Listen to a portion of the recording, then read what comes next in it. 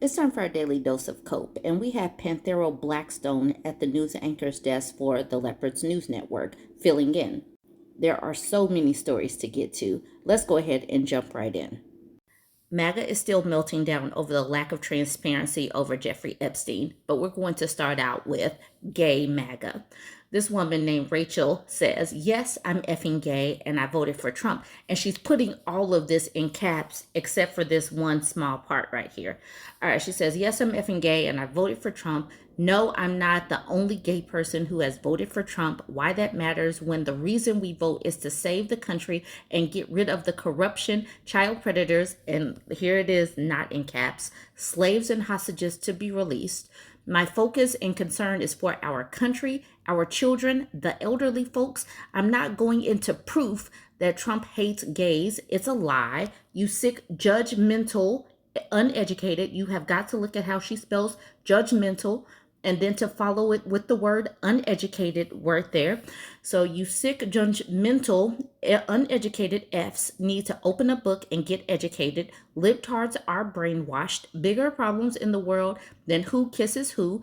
Eggs, gas. So anyone who has problems with a gay married woman voting for Trump, get the F out of my life. You're no better than the left who spits hate." Now, Rachel wrote all of this, and she says that she voted for Trump because of elderly folks, for our children, to get rid of corruption and child predators. I really do wonder how she feels today, knowing that elderly folks are going to be harmed, kids are going to be harmed. Trump and his administration is shielding child predators. I really wonder how she feels today. Yes, being a gay Trump supporter is already strange, but nothing that she has voted for him for has come to fruition. But she did let us know that she can't spell judgmental and that she thinks other people are uneducated, yet she writes how she writes. Grammar is terrible. Doesn't know how to use punctuation, doesn't know how to spell, and cap locks all of this stuff very weirdly. She does match with the education level of the rest of MAGA. Now let's talk about Candace. Candace is obviously MAGA. This was one of her November posts calling Kamala Harris the tax queen. And then back in March saying, "Elon, we Americans love you." That's what she said back in March. And then in June, when E-Lump was breaking up, she says, "Okay, Mr. President and Mr. Musk, you are both alphas and we need an omega. The world is watching." I don't know how anybody can think that this person is an alpha. This man doesn't even know how to blend his own makeup. He doesn't know how to cover his indecent neckgina. And his ankles tell me that he's not protecting anything, not even himself, from any dangers. This is not a real alpha. He needs to learn how to blend his makeup and cover his indecent neckgina. Talking about y'all are both alphas. She is a liar.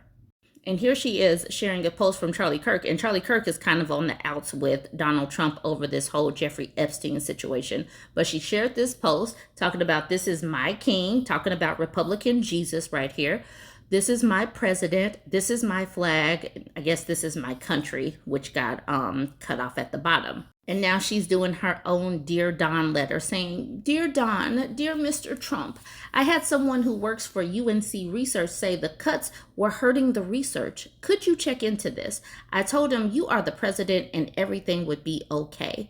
Remember, she said that she is an American and she loves Elon Musk. Elon Musk said that he was eliminating all of this stuff. They are cutting waste, fraud, and abuse. They are cutting all kind of research funds to colleges and universities. But she thinks that if she just makes a post, make a comment under Donald Trump's social media post, he's going to look into it because obviously he shouldn't be cutting research. This woman, these people are literally in a cult. And this is just a reminder what Donald Trump said about the whole Jeffrey Epstein situation. "The radical left Democrats have hit pay dirt again. Just like with the fake and fully discredited Steele dossier, the lying 51 intelligence agents, the laptop from hell, which the Dems swore had come from Russia. No, it came from Hunter Biden's bathroom. And even the Russia scam itself, a totally fake and made up story used in order to hide crooked Hillary Clinton's big loss in the 2016 presidential election. These scams and hoaxes are all the Democrats are good at. It's all they have. They are no good at governing, no good at policy, and no good at picking winning candidates. Also, unlike Republicans, they stick together like glue. Their new scam is what we will forever call the Jeffrey Epstein hoax, and my past supporters have bought into this BS hook, line, and sinker. They haven't learned their lesson and probably never will, even after being conned by the lunatic left for 8 long years. I have had more success in 6 months than perhaps any president in our country's history, and all these people want to talk about with strong prodding by the fake news and the success-starved Dems is the Jeffrey Epstein hoax. Let these weaklings continue forward and do the Democrats' work. Don't even think about talking of our incredible and unprecedented success, because I don't want their support anymore. Thank you for your attention to this matter. Make America great again. So he doesn't even want these people's support, his past supporters. He is literally laying into his own supporters. And this person, who is evangelist D.R. Harrison, says, the letter I mailed to President Donald J. Trump today. Dear Mr. President Donald, I write to you as a steadfast supporter who has voted for you 3 times and stood by your leadership through thick and thin, even at a great personal cost, including the loss of substantial financial support for standing with you. I am deeply grateful for all the Lord has accomplished through your service to our nation. Your boldness, resilience, and commitment to America have inspired millions, including myself. However, your recent live social post where you called supporters like me stupid and past supporters for seeking answers about the Jeffrey Epstein case has left me disheartened and compelled to respond with boldness, compassion, and truth. Let me be clear. I couldn't care less about Jeffrey Epstein himself. My heart and the hearts of many of your loyal supporters is focused entirely on the victims, children, and individuals whose lives were shattered by Epstein and every single pervert who participated in his wicked actions. These victims deserve justice, and we believed in your promise to expose the truth about those who enabled and participated in such heinous crimes. When you dismiss our calls for transparency as stupid or label us as past supporters, it feels like a betrayal of that promise and a dismissal of the victim's pain. We are not chasing conspiracies or wasting time as you suggested. We are asking for what you and your administration, including AG Pam Bondi, pledged to deliver: the release of information that would hold accountable those who preyed on the vulnerable. Your post claimed the Epstein issue is a hoax created by Democrats. But for many of us, this isn't about politics. It's about righteousness and protecting the innocent. Calling us weaklings or implying we're doing the Democrats' work is not only hurtful, but also divisive to the MAGA movement you've built. We are your team, fighting for the same America First vision, and we deserve to be heard, not insulted. I vehemently disagree with being labeled stupid or a past supporter simply for holding you to your word. Your supporters, including myself, have stood by you through every storm because we trust your commitment to truth and to truth and justice. We are not your enemies. We are your allies, pleading for the transparency you promised. The victims of Epstein's crimes and the broader fight against such evil deserve better than being told to move on or that nobody cares. We care. The American people care. He said, and we know you care. We know you care too, which is why this disconnect is so painful. I'm sorry, that made me chuckle saying that he cared about these people. Mr. President, I urge you to reconsider your approach, release the credible information you and your administration have on the Epstein case, as you promised, show the world that your commitment to justice includes the most vulnerable among us, unite your base by listening to our concerns, not dismissing them. We are not past supporters. We are here standing with you, ready to fight for the truth and for the America you've inspired us to believe in, with respect, conviction, and unwavering support. A Christian, a gospel preacher, dad, husband, and a loyal patriot, D.R. Harrison.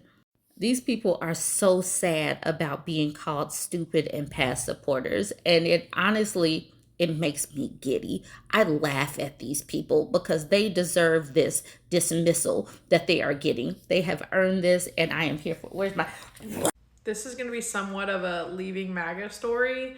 Hi, I'm Bailey. I'm a blue dot in Oklahoma, and I used to be a Trump supporter. Now, I wouldn't say that I was like MAGA in the sense that like I wore all the hats, the shirts, and flew the flags and all the things. But no, I did vote for Donald Trump twice. I voted for him in 2016 and I voted for him in 2020.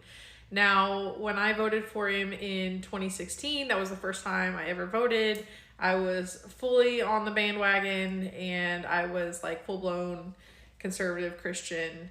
In 2020, when I voted for Donald Trump, I was actually deconstructing my faith, which plays a big part in why I voted for Donald Trump. My faith did.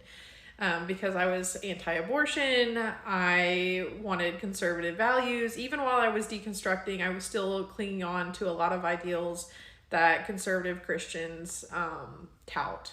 So I didn't really want to vote for Donald Trump in 2020, but it was one of those things that like I didn't like Biden and I didn't want to call myself a Democrat, even though I was starting to more align with the values of the Democratic Party. Actually more of like leftist ideals, not even just Democrat.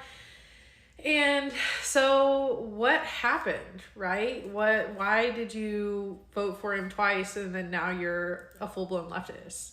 So I went to college and that's not what you think it is. I didn't have liberal arts classes. I didn't have any professors that were liberals. If anything, I had more conservative professors, but I got a science degree. And in that science degree, I had to learn how to research. I had to learn how to cite my sources. I had to have deductive reasoning. I had to prove my point. I had to back it up with facts. And in doing that, I realized that my whole worldview was false. And again, in the meantime, I was deconstructing my faith. I was a Christian and I was no longer believing in the God I had believed in for 20 plus years.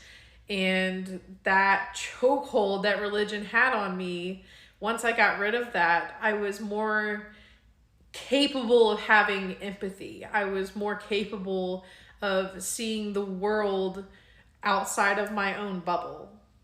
So in 2022, I voted for a Democrat. And I don't regret it. Unfortunately, that Democrat did lose. It was for state superintendent. Love you, Gina, if you're watching this. But yeah, now I'm a full-blown leftist. Like, I didn't really ever even have a Democrat phase. I went from being a conservative Christian to being what I thought was libertarian because I was like, both sides are bad. And then I just went full-blown to the left. And I'm happy to be where I'm at today. I love having empathy. I love caring for other people. I love fighting for the truth. I love fighting for justice. And yeah, so if you have any more questions about my story, please let me know and I'll tell you. I'm an open book.